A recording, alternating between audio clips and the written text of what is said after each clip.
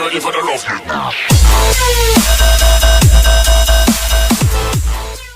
What is going on, guys? It is Shooting Up here, and I'm bringing you guys another little tip for y'all to getting better at the game Call of Duty. And this is mainly for all of you beginners. And hopefully once I get past all this, basic stuff, that I can get into a little bit more advanced things for some of you guys who are good but might want to get better. But anyways, what I'm going to be talking about this gameplay is your button layout, or at least most of them we talk about that. But your button layout for me is a very big deal in your ability to do a little bit better, because there's a lot of little things that I talk about that you get a little bit better as you do it. You get you start out at a certain level, but then once you switch to this, once you raise your sensitivity a little bit, once you switch your layout to tactical, you can do a little bit better. And the reason why I do like tactical so much, and it's not because of drop shotting, because I do drop shot a little bit at the end of this gameplay, which hopefully you guys will enjoy it. And keep on watching this video until then.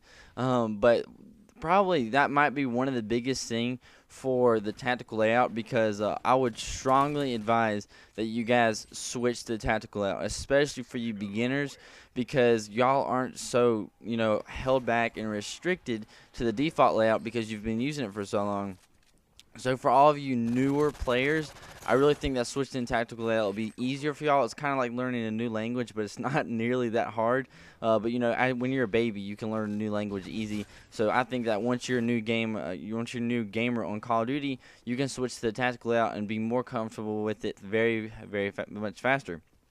But whenever I switched over to the tactical, it only took me 1 or 2 days to really get used to it. What I really did to get used to it, if you guys are wanting to know, how you can get used to the tactical layout better, go into a couple games and try to drop shot every single time that you get in a close encounter with somebody, and try and knife a lot of people. That will help your brain get a little bit more in tune with the tactical layout, so you can do things without having to think and be like, oh, this is B, I got a knife to press B, or I got to press down on the analog stick, to lay down. And it seems a little bit easier for me, because tactical, the only thing about it is it does not just allow you to drop shot.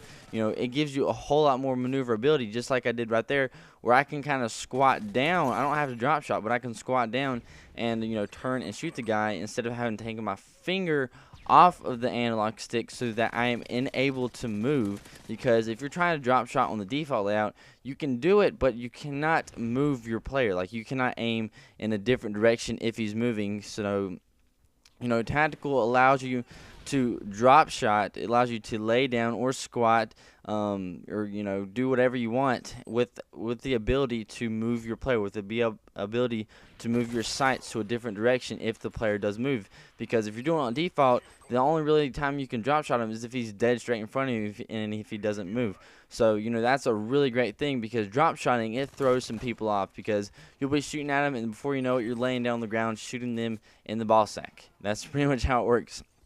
You just should be shooting them in the head, shooting them, and it'll just go down their entire body, and it works out exceptionally well. And also, when you're using the tactical, it gives you more maneuverability while you're doing things. Like, say you're squatting or you're hiding behind, a trash can or something, and you shoot, and you can squat down and throw grenades really at the same time, and you can turn and do a lot more things at the same time without having to take your thumb off the analog stick, so that you can, you have to, press B to squat if you're using the default layout, because I really do think that it hinders your ability to, move. It makes you a little bit more clunky, not in the sense that, the game's more clunky, but it really makes it a little bit tougher for you to maneuver than another person. Let's just think of it as default allows you to do 2 things at once, and whenever you switch to tactical, you can do 3 things at once. That's pretty much how it goes. So doing this will really kind of give you a leg up on other people using default. It'll kind of look at that lag, but it'll help you with a lot of things. But that's kind of it for this, and I do want to point out that this dude did get a Moab, but one thing that you will see is that this player did not actually get a Moab. They were actually boosting, which is one of the reasons why I wanted to post this, because this dude right here is ridiculous. The dude went like 2 and 30 something, helping boosting for his friends. So I was kind of raging at the moment that this happened. It was it was pretty crazy. First time I've seen a booster in all of Modern Warfare 3, so I guess there's some out there.